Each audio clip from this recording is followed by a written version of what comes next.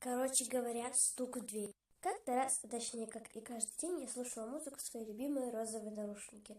Музыка была достаточно крутая. В тачках летим, мы торопимся, ведь жизнь лишь одна. Блин, в дверь кто-то стучит. Я боюсь. Надо позвонить маме. Раз уже решила позвонить маме.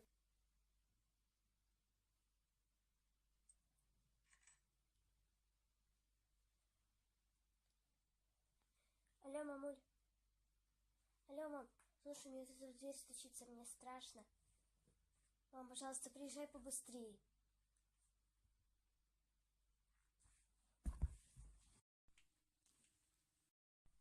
Там никого нет, что же мне делать? Почему же в дверь тогда стучали?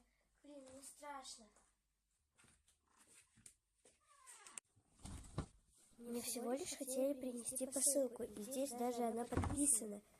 Иди Кэт за то, что у нее 50 подписчиков. Полсотни это же не так много. Что делать? Ладно, я ее открою. Здесь хомячий корм. Это странно. Так, мне положили хомячий корм. Кстати, чек. И, кстати, коробка это вообще от обуви. Наушник, ура! У меня есть розовый. Ну что ж, будет два. Белый тоже не помешает. Спасибо. Ютубу, если это вообще Ютуб прислал, конечно. Так, какая-то игрушка очень странная. Белая белочка, вы серьезно? Блин, здесь что-то шевелится.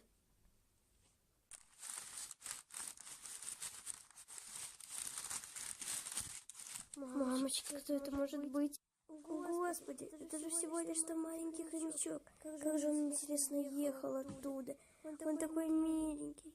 Ой, какой хороший, он будет моим новым питомцем. Он такой рыженький. Думаю, он боялся. Неужели все это был просто сон? Ты вообще уроки сделала? Блин, точно, уроки забыл. Стоп, я что, заснула? Это все был сон и никакой волшебной коровки. И ни моего нового питомца не существует?